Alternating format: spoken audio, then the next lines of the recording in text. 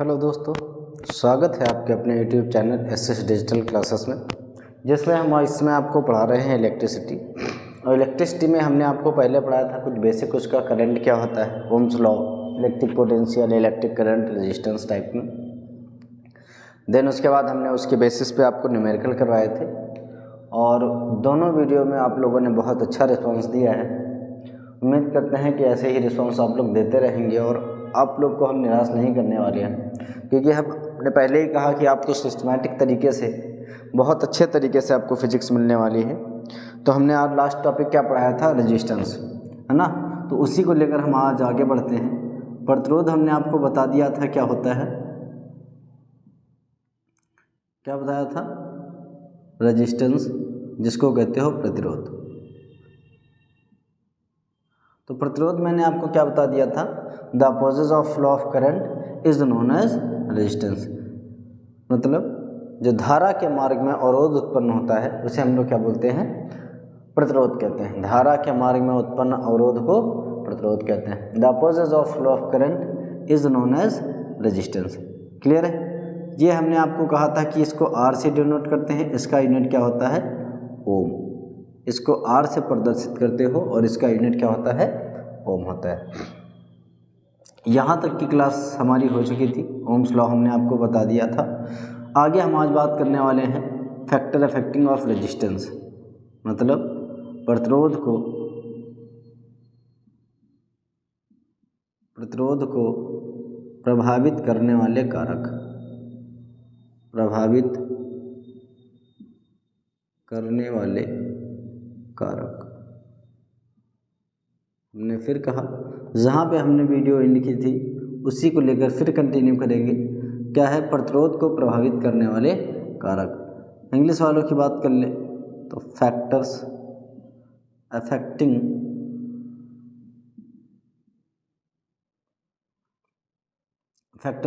Of resistance.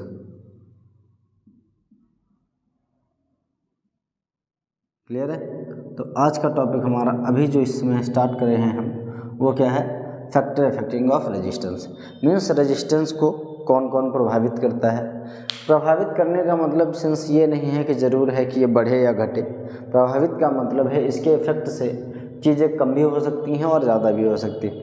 In general जैसे हम लोग समझ लें कि हमारी पढ़ाई को कौन कौन प्रभावित करता है। सबसे मेन चीज़, अब आज के ज़माने में तो सबसे बेहतर चीज़ हो गई सोशल मीडिया, जो सबसे ज़्यादा आपकी पढ़ाई को क्या कर रही है, अफेक्ट कर रही है। अब ये हम नहीं कह सकते आपकी पढ़ाई, सोशल मीडिया आपको हमेशा नुकसान देगी। आप अगर उसका यूटिलाइज़ कर पाएँ तो सोशल मीडिया आपको बहुत बेहतर बेनिफिट भी देती है।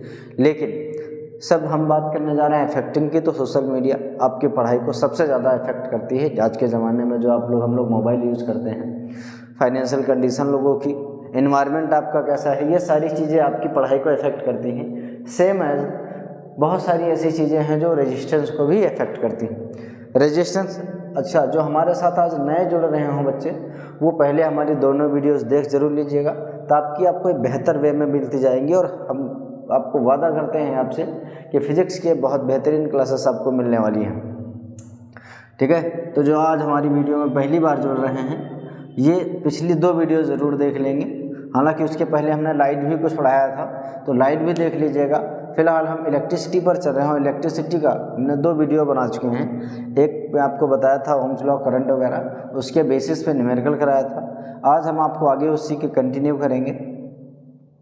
तो इसमें हमने आपको पहली हेडिंग पढ़ाने जा रहे हैं, प्रतिरोध को प्रभावित करने वाले कारक, means factor affecting of resistance. तुमने बताया कि जैसे हमारी पढ़ाई को बहुत सारी चीज़ें इफेक्ट करती हैं, ठीक है, वैसे ही रेजिस्टेंस को भी बहुत सारी चीज़ें इफेक्ट करती हैं।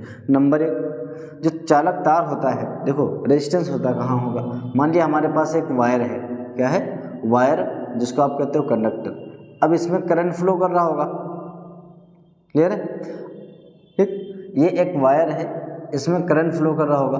मान लेते हैं इस वायर की कुछ मोटाई भी होगी, क्लियर है, इस वायर की कुछ मोटाई भी होगी। तो इसकी लेंथ को हमने मान लिया L, क्या मान लिया, L, और इसका जो क्रॉस सेक्शनल एरिया है वो मान लिया A।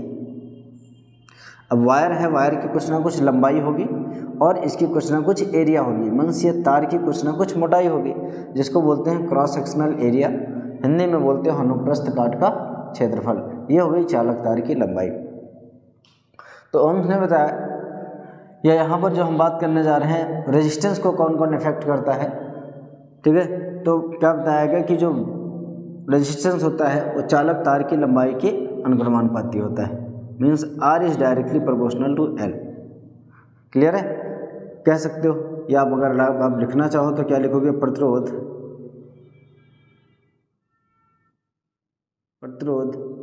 चालक तार की लंबाई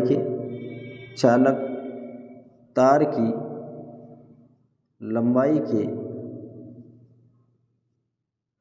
अनुक्रमानुपाती होता है, लंबाई के अनुक्रमानुपाती होता है।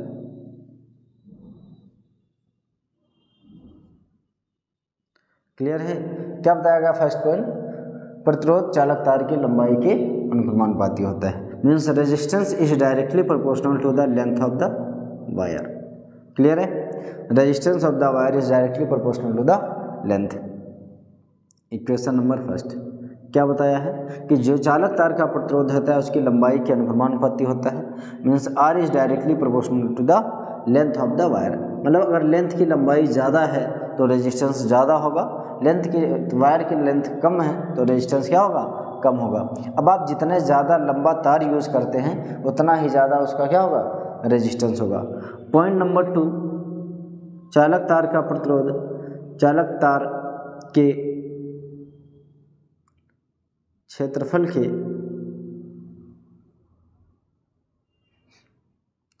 के व्युत्क्रमानुपाती होता है। क्या होता है, व्युत्क्रमानुपाती होता है।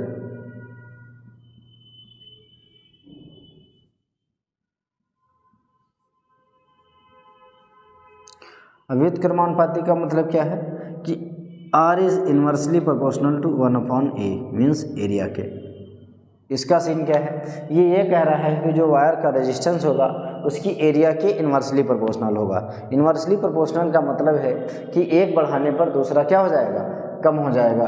डायरेक्टली प्रोपोर्शनल का मतलब एक बढ़ाने से दूसरा भी क्या हो जाए, बढ़ जाए। जैसे हम लेंथ ऑफ वायर बढ़ाते जाएंगे तो इसका रेजिस्टेंस क्या होता जाएगा, बढ़ता जाएगा।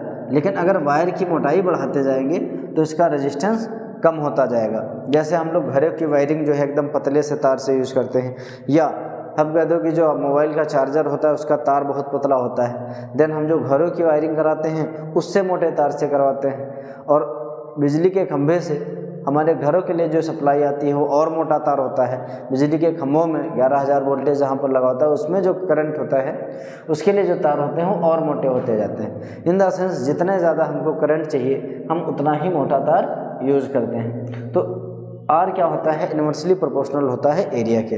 मतलब तार की मोटाई जितना ज़्यादा होगी रेजिस्टेंस उतना कम होगा। पॉइंट नंबर 3, जो रेजिस्टेंस होता है वो वायर की टेम्परेचर भी डिपेंडेंट होता है, या कह दो कि किसी वायर के टेम्परेचर के बढ़ जाने से उसका रेजिस्टेंस क्या हो जाता है, बढ़ जाता है। देखो जो प्रतिरोध होगा R वो ताप के बढ़ाने से क्या हो जाएगा, बढ़ जाएगा। टेम्परेचर बढ़ाने पर, टेम्परेचर का मतलब हो गया ताप बढ़ने से प्रतिरोध क्या हो जाता है, बढ़ जाता है। क्लियर है, क्या होता है किसी वायर का अगर रेजिस्टेंस बढ़ जाता, टेम्परेचर बढ़ जाता है, ताप बढ़ जाता है तो उसका रेजिस्टेंस भी बढ़ जाएगा। ये अक्सर गर्मियों में देखो होगा आपने, साइंटिफिक रीजन के हिसाब से प्रॉब्लम बनी रहती है। जो हमारे घरों में लाइट देखो अक्सर जो गर्मियों में ये प्रॉब्लम होती है कि लाइट डिम आ रही है। एक तो मेजर फैक्टर ये है कि उसका लोड बढ़ जाता है घरों में, लेकिन एक माइनर फैक्टर ये भी है कि गर्मियों में जो तार होते हैं ये हीट हो जाते हैं, एकदम गर्म हो जाते हैं। गर्म हो जाने से क्या हो जाता है, उसका रेजिस्टेंस बढ़ जाता है, और रेजिस्टेंस बढ़ जाने से उसमें जो करंट क्या हो जाता है, कम हो जाता है। Point number 4, depend on material, मतलब कि जो रेजिस्टेंस ऑफ वायर है वो मटेरियल पर भी डिपेंडेंट होता है। मटेरियल का मतलब ये कि पदार्थ की प्रकृति पर, पदार्थ की प्रकृति मतलब जो हमने तार यूज किया है पदार्थ की प्रकृति पर।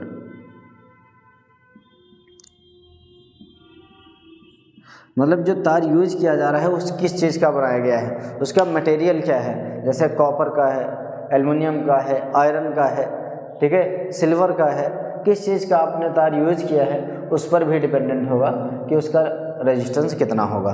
क्लियर है। तो अलग अलग मटेरियल के लिए जो रेजिस्टेंस होता है वो अलग अलग होता है। तो मेजर 4 पॉइंट होते हैं कि resistance of the wire is directly proportional to the length of the wire and resistance of the wire is inversely proportional to the cross sectional area of the wire and temperature बढ़ाने पर जो resistance होता है वो बढ़ जाता है और डिपेंड ऑन मटेरियल मीन्स पदार्थ की प्रकृति पर भी निर्भर होता है। तो ये 4 पॉइंट होते हैं जो रेजिस्टेंस को, मेजर जो 4 फैक्टर होते हैं जो रेजिस्टेंस को क्या करते हैं, अफेक्ट करते हैं। हम हट जा रहे हैं, आप स्क्रीनशॉट लीजिए, अपनी कॉपी पे इसको नोट डाउन कर लीजिएगा क्योंकि बहुत बेहतर टॉपिक चलने वाला है आज, ठीक है। तो चारों पॉइंट उम्मीद करते हैं आपको समझ में आ गए होंगे।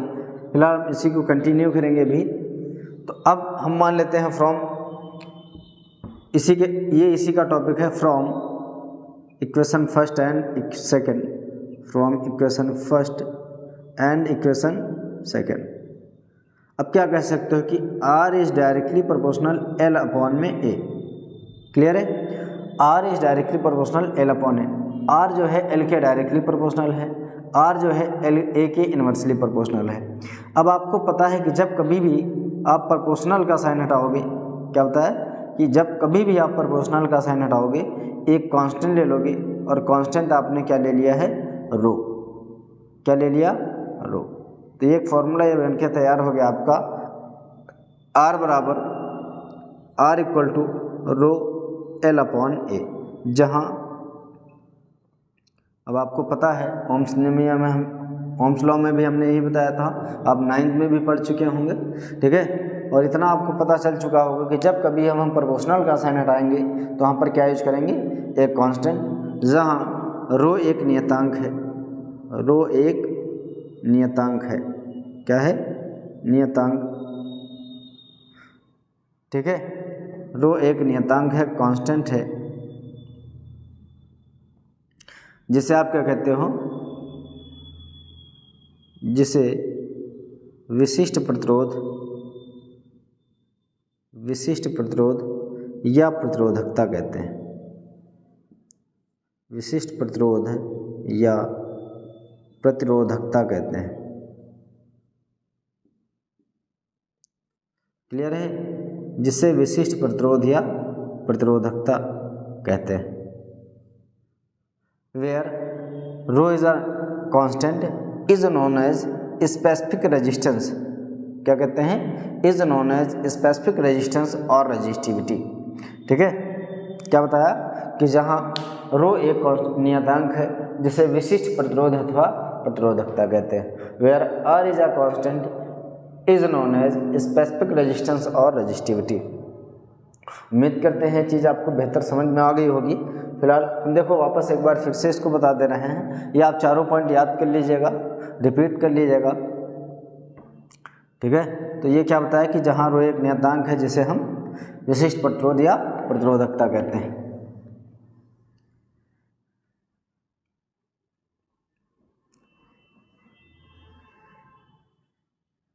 ओवरव्यू की बात करते हैं तो हमने पहला पॉइंट क्या बताया था कि R is directly proportional to L। Second point बताया R is inversely proportional to 1 upon A। Equation first माना गया था, इक्वेशन सेकेंड माना गया था। From equation first and equation second, समीकरण 1 और 2 से R is directly proportional to A। जब हमने कहा कि जब आप प्रोपोर्शनल का साइन हटाएंगे तो कांस्टेंट लिया गया है rho equal to this.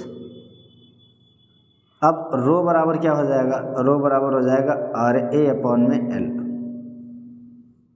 Clear है। हमने कहा कि जहाँ देखो हमने साइड में लिख दिया, जहाँ रो एक नियतांक है, कांस्टेंट है, जिसे विशिष्ट प्रतिरोध या प्रतिरोधकता कहते हैं। Where rho is a constant is known as specific resistance और रेजिस्टिविटी। अब देखो हमने एक फॉर्मूला प्रूफ किया R equal to rho L upon A। क्या प्रूफ किया कि R equal to rho L upon A। अब अगर ये पूछा जाए आपसे कि स्पेसिफिक रेजिस्टेंस प्रतिरोधकता किसे कहते हैं या स्पेसिफिक रेजिस्टेंस रेजिस्टिविटी किसे कहते हैं, तो अगर L और A को हम एक मान लें, क्या L और A को एक मान लें, तो R किसके बराबर हो जाएगा, रो के। इफ L/A क्या हो जाए 1। क्लियर है। तो आप क्या कह सकते हो कि किसी चालक का प्रतिरोध ही विशिष्ट प्रतिरोध कहलाएगा, किसी चालक का प्रतिरोध ही विशिष्ट प्रतिरोध कहलाएगा यदि उसकी चालक तार की लंबाई तथा क्षेत्रफल का अनुपात एकांक हो। बात समझ पाए? क्या बताया कि किसी चालक का प्रतिरोध ही विशिष्ट प्रतिरोध कहलाएगा, जो इसका रेजिस्टेंस होगा प्रतिरोध ही विशिष्ट प्रतिरोध कहलाएगा यदि लंबाई और क्षेत्रफल का अनुपात क्या हो, 1 हो, है ना। स्पेसिफिक रेजिस्टेंस अगर आपको डिफाइन करना है तो आप क्या बोलोगे, resistance is also known as resistivity. क्या? Resistance is also known as resistivity if ratio of length and area is unity. Clear है? क्या बताया? Resistance is also known as resistivity if the ratio of length and area is unity. ठीक है। अब अगर हम इसके डायमेंशन की बात कर लें, यूनिट की बात कर लें मेनली कि रो का यूनिट क्या होगा, तो देखो इस फॉर्मूले के अकॉर्डिंग हम चलें अगर, तो R का यूनिट क्या होता है, ओम। एरिया का यूनिट क्या होता है, मीटर स्क्वायर। और L का यूनिट क्या होगा, मीटर। तो मीटर से मीटर कैंसिल हो जाएगा, तो रो का जो यूनिट आएगा वो क्या आएगा, ओम इंटू मीटर।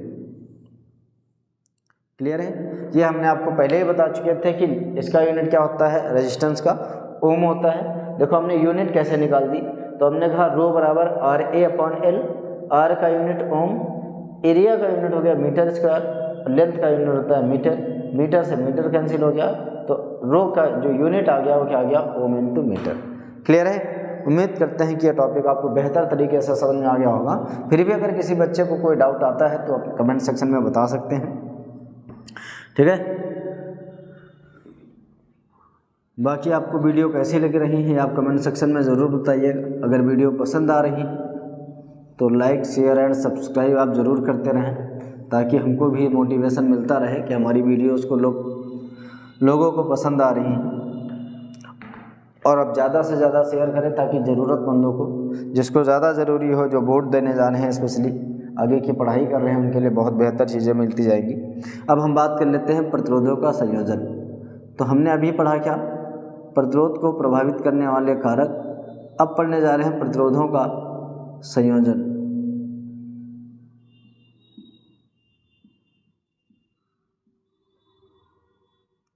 ठीक है। कनेक्शन और कॉम्बिनेशन ऑफ रेजिस्टेंस। क्या बोलोगे, कनेक्शन और कॉम्बिनेशन ऑफ रेजिस्टेंस।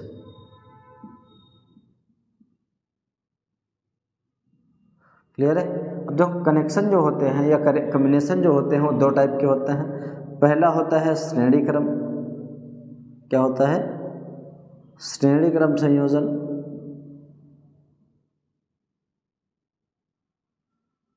जिसको बोलते हैं हम लोग सीरीज कॉम्बिनेशन। क्या बोलेंगे, सीरीज कॉम्बिनेशन। ठीक है। पहला हो गया श्रेणी क्रम संयोजन। दूसरा होता है समांतर क्रम संयोजन, जिसको आप पैरेलल कॉम्बिनेशन बोलते हो। तो हम आज इसको प्रूफ करने वाले हैं अभी फ़िलहाल। तो देखो सीरीज कॉम्बिनेशन होता क्या है। तो सीरीज कॉम्बिनेशन में हम रेजिस्टेंस को जस्ट एक के बाद एक कनेक्ट करते चले जाते हैं, या कह सकते हो कि हम इंड टू इंड कनेक्ट करते हैं। ये हमने सीरीज कॉम्बिनेशन का डायग्राम बनाया हुआ है। ठीक है। क्या बता रहे हैं कि इसमें रेजिस्टेंस को हम जस्ट एक के बाद एक कनेक्ट करते चले जाते हैं। मीन्स पहले का जो दूसरा एंड है वो दूसरे के पहले से कनेक्ट कर दिया जाता है, जो दूसरे का दूसरा एंड होता है वो तीसरे के पहले से कनेक्ट कर दिया जाता है। एज सॉन ये चीज़ क्या आती जाती है, बढ़ती जाती है। इस कॉम्बिनेशन में जो इलेक्ट्रिक पोटेंशियल होता है वो डिफरेंट होता है, और जो इलेक्ट्रिक करंट होता है वो सेम होता है। क्लियर है? ये हो गया पोटेंशियल। ये यहाँ पर आप बैटरी लगा सकते हैं। यहाँ पर हमने एक बैटरी लगा दी है। इसको हमने मान लिया R1, R2 एंड R3। ठीक है। इसमें जो पोटेंशियल होगा उसका नाम दे दिया V1, इसमें जो पोटेंशियल होगा उसका नाम दे दिया V2, और इसमें जो पोटेंशियल होगा उसका नाम दे दिया V3। इसमें जो करंट फ्लो कर रही है उसका नाम दे दिया हमने I। तब सीरीज कम्बिनेशन क्या होता है, सीरीज कम्बिनेशन इसमें हम जो है resistance end to end connected होते हैं। कह सकते हो कि first end of second resistance is connected with the second end of first resistance is connected with the first end of second resistance and second end of second resistance is connected with the first end of third resistance and first end of first resistance and last end of third resistance या second end of third resistance are connected with the battery. Clear है? तो हमने क्या बताया, फिर से repeat करे दे रहे हैं। देखो एक बार हिंदी में बता दे रहे हैं कि पहले प्रतिरोध जो पहला रेजिस्टेंस होता है, पहले प्रतिरोध का जो दूसरा सिरा होता है वो दूसरे से के पहले से, और जो दूसरे का दूसरा होता है वो तीसरे के पहले से जुड़ा हुआ होता है। और पहले का जो पहला सिरा होता है और अंतिम का जो दूसरा सिरा होता है वह एक बैटरी से जुड़े हुए होते हैं। किससे?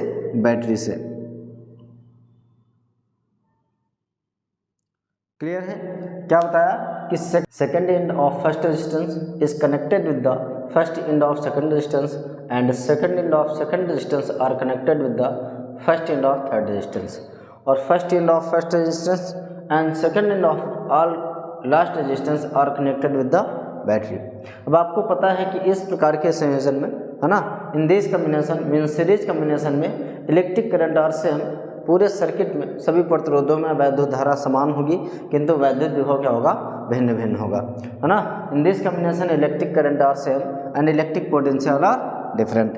तो अब डिफरेंट क्या है? Electric potential. तो अकॉर्डिंग टू ओम्स लॉ या ओम के नियमानुसार क्या बताया? ओम के नियमानुसार या ओम के नियम से या ओम के नियमानुसार। अब इसमें इलेक्ट्रिक करंट जो होगी वो सेम होगी और डिफरेंट क्या होगा? पोटेंशियल। तो हम सब पोटेंशियल निकालेंगे। V1 बराबर क्या हो जाएगा? IR1, V2 बराबर क्या हो जाएगा? IR2 और V3 बराबर क्या हो जाएगा? IR3। क्लियर है? Equation number first, second and third. देखो करंट हमने सब सेम रखा है। R1 की बात करोगे तो V1, R2 की बात करोगे तो V2, R3 की बात करोगे तो V3। अब आपने निकाला ओम के नियमानुसार, अब निकालोगे कुल विभव, परिपथ में कुल विभव। क्लियर है? टोटल पोटेंशियल की अगर बात करी जाए, किसकी बात करेंगे? टोटल पोटेंशियल की। तो टोटल पोटेंशियल की बात करोगे तो V बराबर होगा V1 plus V2 plus V3। Clear है? क्या बताया कि अगर टोटल पोटेंशियल की बात करेंगे हम तो V बराबर V1 plus V2 plus V3, तो V बराबर हो जाएगा, देखो V1 की वैल्यू क्या है? IR1, V2 की वैल्यू क्या है? IR2 और V3 की वैल्यू क्या है? IR3। V इक्वल टू, यहाँ से हमने I कॉमन कर लिया तो बचा क्या? R1 plus R2 plus R3। Clear है? अब देखो V इक्वल टू क्या होता है? अकॉर्डिंग टू ओम्स लॉ हम लोगों ने जानते हैं V इक्वल टू क्या होता है? IR। तो यहाँ पे पुट कर दो V इक्वल टू IR, दर से I हो गया R1 plus R2 plus R3। Clear है? ये I से I कैंसिल हो जाएगा तो R इक्वल टू क्या हो गया? R1 plus R2 plus R3। अतः हम कह सकते हैं कि सीरीज कम्बिनेशन में जो टोटल रेजिस्टेंस होगा, प्रतिरोधों का जो कुल प्रतिरोध होगा वो कितना होगा? उनके योग के बराबर होगा। तुल्य प्रतिरोध, श्रेणी क्रम का जो तुल्य प्रतिरोध होगा सभी प्रतिरोधों के योग के बराबर होता है ना। Equivalent resistance in series combination is equal to the sum of all resistance. Clear है? इस फॉर्मूले अकॉर्डिंग हम कह सकते हैं equivalent resistance in the series combination is equal to the sum of all resistance, है ना। क्या बताया कि श्रेणी क्रम का जो तुल्य प्रतिरोध होता है वो सभी प्रतिरोधों के योग के बराबर होता है। क्लियर है? उम्मीद करते हैं कि आपको डेरिवेशन बहुत बेहतर तरीके से समझ में आ चुका होगा। अगर किसी को कोई डाउट हो तो फिर भी आप कमेंट सेक्शन में बता सकते हैं, और हम फिर बता रहे हैं कि आप इस सारी चीज़ों को अपनी कॉपी में नोट डाउन कर लीजिएगा, और उम्मीद करते हैं कि आपका जो रिजल्ट होगा और आपका जो तैयारी होगी बहुत बेहतरीन तरीके से होने वाली है। ठीक है? तो ये हमने क्या बता दिया आपको, सीरीज कम्बिनेशन। इसमें हमने कहा कि इलेक्ट्रिक करंट सेम होगा और इलेक्ट्रिक पोटेंशियल डिफरेंट होगा। तो इलेक्ट्रिक पोटेंशियल डिफरेंट है तो हमने इलेक्ट्रिक पोटेंशियल निकाल लिया, ठीक है। और फिर हमने टोटल पोटेंशियल निकाला, तो V बराबर V1 plus V2 plus V3 plus आप इनफाइनाइट तक भी जा सकते हैं, लेकिन मेजर हम लोग मैक्सिमम 3 रेजिस्टेंस का लेके ही सॉल्व कर सकते हैं, ठीक है। अगर बात करें कि और अगर रेजिस्टेंस होते तो हम क्या करते हैं, डैश डैश डैश करके Vn तक हम बढ़ाते जाते। जैसे इसमें हम मान लेते रेजिस्टेंस और कनेक्टेड होते, ठीक है। केस की बात कर लेते तो क्या हो जाता, R बराबर R1 plus R2 plus R3 plus dash dash dash, और कहाँ तक चला जाता है ये, Rn तक। क्लियर है, मतलब जितने रेजिस्टेंस होंगे उतने तक हम इसको बढ़ा सकते हैं। अगर 2 रेजिस्टेंस होते हैं तो R बराबर R1 प्लस R2 होगा, और बहुत सारे रेजिस्टेंस और कनेक्ट कर दिए जाएँ, क्लियर है, तो इसका लास्ट में कहाँ तक जाएगा, Rn तक। देखो अब इस पर बेस्ड कुछ न्यूमेरिकल आते हैं। एक नॉर्मल सा क्वेश्चन हम ले लेते हैं फिलहाल, इसी पर बेस्ड फिर हम अगले टॉपिक की बात करेंगे। एक नॉर्मल सा क्वेश्चन ले लिया कि हमारे पास जो R1 है वो 2 ओम है या 5 ओम है, R2 2 ओम हो गया, R4 4 ओम है। क्लियर है, क्या बताया कि R1 जो है 5 ओम है, R2 4 ओम है, और R1 5, R2 2, R3 4 ओम है। इसमें जो इलेक्ट्रिक पोटेंशियल है, क्या बताया कि इलेक्ट्रिक पोटेंशियल है वो दे दिया आपको 22 वोल्ट। क्या दे दिया, 22 वोल्ट, ठीक है। तो आप इस सर्किट में करंट को फाइंड करेंगे, क्लियर। तो अब गिवन की जब बात करोगे तो सबसे पहले देखो R1 कितना, अब इसी क्वेश्चन को हम देखो इसी पर क्वेश्चन लगा देते हैं। हमने कहा ऐसे क्वेश्चन आ जाए आपको, ठीक है, ये हटा देते हैं, ये क्वेश्चन है। उसने कहा R1 5 ओम है, R2 2 ओम है, R3 4 ओम है, और इस श्रेणी क्रम में जुड़े हुए हैं, सीरीज कम्बिनेशन में जुड़े हुए हैं। इसमें जो इलेक्ट्रिक बैटरी लगी हुई है उसका पोटेंशियल है 22 वोल्ट। आपको इसमें करंट फाइंड करनी है। तो हमने कहा गिवन लिख लो, R1 कितना 5 ओम, R2 कितना 2 ओम, R3 कितना है, R3 हो गया 4 ओम। क्लियर है। V की अगर बात करोगे तो वो दे दिया 22 वोल्ट। अब आप क्या निकालो, सबसे पहले इक्विवेलेंट रेजिस्टेंस निकालोगे, जिसको बोलोगे तुल्य प्रतिरोध। R बराबर R1 plus R2 plus R3। R1 कितना है 5 ओम प्लस 2 ओम प्लस 4 ओम, ये हो गया R। तो R इक्विवेलेंट जो आ चुका है वो आ चुका है 11 ओम। कितना आ गया, 11 ओम। अब याद रखिए कि आपको निकालना क्या है, आपको फाइंड करना है I, और ओम के नियम से I बराबर होता है V/R। इस पर बेस्ड हमने न्यूमेरिकल कल कराए थे, ठीक है। बस यहाँ पर V और R दोनों दिए थे, यहाँ पर आपने R पहले निकाला है। तो I इक्वल टू होता है V/R। V आपको दिया है 22 और R कितना दे दिया 11। क्लियर है, यहाँ से इसको कैंसिल आउट कर दो तो I बराबर क्या आ गया 2 एम्पियर। यही आंसर हो जाएगा। डायग्राम का क्वेश्चन बहुत इंपॉर्टेंट होता है, ये आपको एंट्रेंस एकेडमिक्स लगा के एंट्रेंस एग्जाम्स तक पूछे जाते हैं। हालांकि इस पर हम न्यूमेरिकल आपको आने वाले समय में बहुत कराएंगे। फिलहाल हम किसकी बात कर रहे थे, सीरीज कम्बिनेशन की। एक कॉपी अपने में नोट डाउन कर लीजिएगा, अगर कोई दिक्कत है तो आप बता सकते हैं। और वीडियो को ज़्यादा से ज़्यादा शेयर करें आप, ताकि ये ज़रूरतमंद लोगों के पास पहुंच सके। क्योंकि बहुत से बच्चे ऐसे हैं जो हमारे पास हमसे जुड़ना चाहते हैं, लेकिन दूरी की वजह से नहीं जुड़ पा रहे हों, या जो कोचिंग्स नहीं कर पा रहे हैं पैसे की कमी से। तो उन बच्चों के लिए हमें बहुत बेहतर वीडियोस देने जा रहे हैं, और फिजिक्स की तो हम गारंटी ले सकते हैं कि बहुत बेहतर तरीके से आपको मिलने वाली है। तो पहला हो गया सीरीज कम्बिनेशन। अब हम बात करने जा रहे हैं समांतर क्रम संयोजन की। किसकी बात करेंगे, समांतर क्रम संयोजन।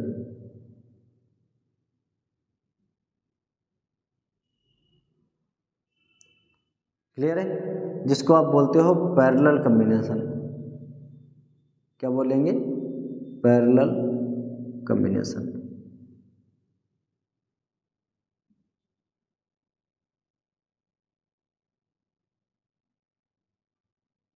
क्या बोल देंगे, समांतर क्रम संयोजन, जिसको हम पैरेलल कम्बिनेशन कहेंगे।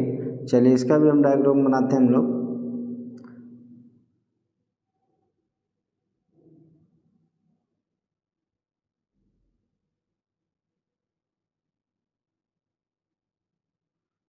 आप लोग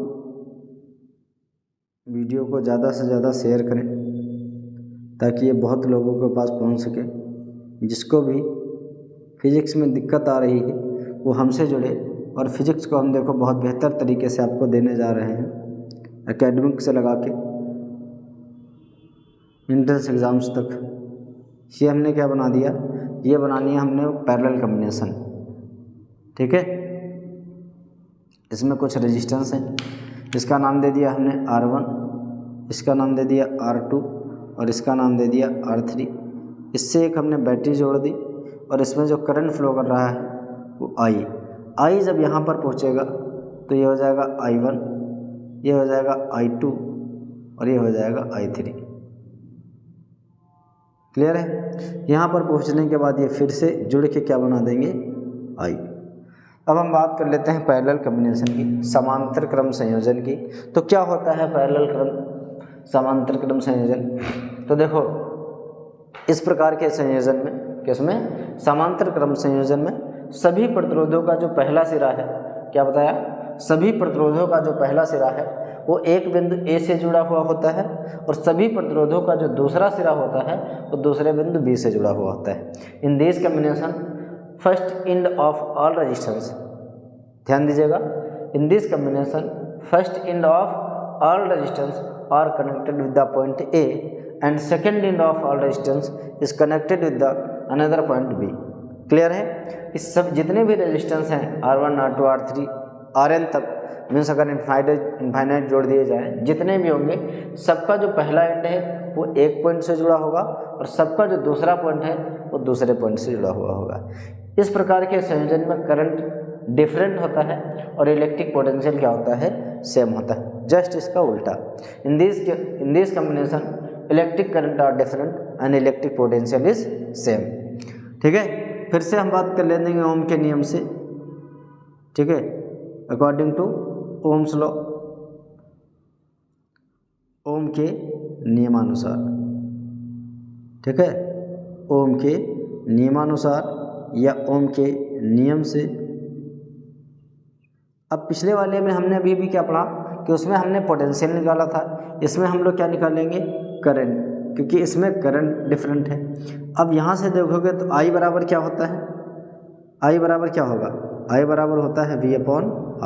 तो I1 बराबर हो गया V/R1, I2 बराबर हो गया V/R2 और R3 बराबर हो जाएगा V/R3। क्लियर है। तो क्या बताया कि I1 बराबर V/R1, I2 बराबर V/R2, I3 बराबर V/R3। पिछले वाले में हम लोगों ने टोटल पोटेंशियल निकाला था, इसमें निकालेंगे टोटल करंट। ठीक है, किसकी बात करोगे आप, कुल धारा की। अब कुल धारा की जब बात करोगे तो आप निकालोगे I बराबर हो गया I1 plus I2 plus I3। Clear है। तो I की अगर हम बात करते हैं तो I बराबर दिया है V/R1, V/R2 और plus V/R3। I equal to, इसमें से V आप कॉमन कर लीजिए तो क्या बचेगा, 1/R1 plus 1/R2 plus 1/R3। Clear है। अब आप चाहो तो I ये इसके साथ इंटू में है, ट्रांसफ़र करोगे तो अपॉन में हो जाएगा और ये बचेगा 1/R1 plus 1/R2 plus 1/R3। ठीक है। अब आपको पता है कि V बराबर क्या होता है, IR, तो ये हो गया 1/R1 प्लस 1/R2 और प्लस 1/R3। यहाँ से I कैंसिल हो जाएगा, ऊपर बचेगा 1। तो आपका रिजल्ट हमारा जो आया है वो आया है R बराबर 1/R equal to 1/R1 plus 1/R2 plus 1/R3। तो इसका जो इधर लिख देते हैं, जो टोटल रिजल्ट आया है, जो फाइनल रिजल्ट आया है 1/R, वो आया है 1/R1 plus 1/R2 plus 1/R3। Clear हो गया? ये हो गया इक्विवेलेंट रेजिस्टेंस। तो ये हो गया पैरेलल कॉम्बिनेशन। इसमें क्या बताएंगे या कह सकते हैं कि इसमें कह रहे हैं कि टोटल रेजिस्टेंस होता है कुल प्रतिरोध का रेसिप्रोकल सभी प्रतिरोधों के रेसिप्रोकल के योग के बराबर होता है। कुल प्रतिरोध का जो व्युत्क्रम होता है वो सभी प्रतिरोधों के व्युत्क्रमों के योग के बराबर होता है। इससे आप कह सकते हो कि total reciprocal of equivalent resistance is equal to the sum of reciprocal of all resistance. Clear है? क्या बता गए कि इस संयोजन से आप कह सकते हो रिजल्ट के अकॉर्डिंग कह सकते हो कि इस इन पैरेलल कॉम्बिनेशन जो टोटल रेजिस्टेंस होता है, टोटल रेजिस्टेंस का रेसिप्रोकल सभी रेजिस्टेंस के रेसिप्रोकल के सम के बराबर होता है। ठीक है? तुल्य प्रतिरोध का व्युत्क्रम सभी प्रतिरोधों के व्युत्क्रमों के योग के बराबर होता है।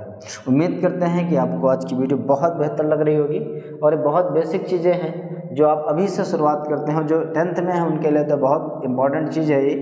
10th 12th आने वाले समय में इस पर बेस्ड न्यूमेरिकल बहुत बेहतर क्लासेस आपको मिलने वाली हैं। हम शायद हो जा रहे हैं, आप स्क्रीनशॉट ले सकते हैं। ठीक है? और इसको आप अपनी कॉपी में नोट डाउन कर सकते हैं। नोट डाउन नहीं, आप अगर हमारे साथ जुड़ना चाहते हैं तो इसको आप हमेशा अपनी कॉपी में नोट डाउन करते चलें। हमने फिर कहा कि ये ऐसी चीज़ें हम आपको प्रोवाइड कर रहे हैं जो यूट्यूब पर बहुत कम लोग देना चाहते हैं या बहुत कम चीज़ मिलती हैं, क्योंकि हम आपको सिस्टमैटिक तरीके से पूरा चैप्टर या पूरी फिजिक्स पढ़ाने वाले हैं। ठीक है? अब हम बात कर लेते हैं कुछ क्वेश्चन की इसी पर बेस्ड। जैसे हमने आपको कोई क्वेश्चन दे दिया, ठीक, अभी एक क्वेश्चन की जैसे हमने बात करी थी, इस प्रकार आपने कोई और भी रेजिस्टेंस दे दिया उसने। ठीक, अब देखो एक रेजिस्टेंस इधर या इधर आपने बैटरी कनेक्ट कर दी। ठीक है? अब यहाँ पर एक रेजिस्टेंस और हमने कनेक्ट कर दिया।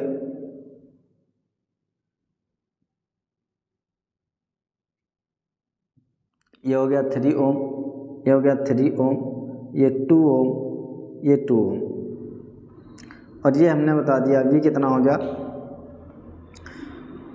28 volt.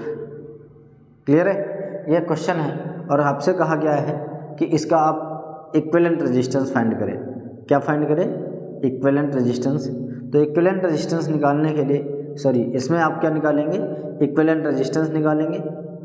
Are equivalent first point question mark, और सेकंड पॉइंट आप इसमें करंट बताइए कितना होगा। तो जो दो चीज़ें इसमें आपको निकालनी है, तो आप शुरुआत हमेशा उससे करोगे जहाँ पर आप देखोगे ज़्यादा है। क्लियर है? पैरेलल अगर मिल जाता है तो पहले आप इसको सॉल्व करोगे। क्या कहोगे कि 2 ओम व 2 ओम किस में है? पैरेलल में। किस में है? पैरेलल में, मीन्स समांतर क्रम में है। कहाँ है? समांतर क्रम में है।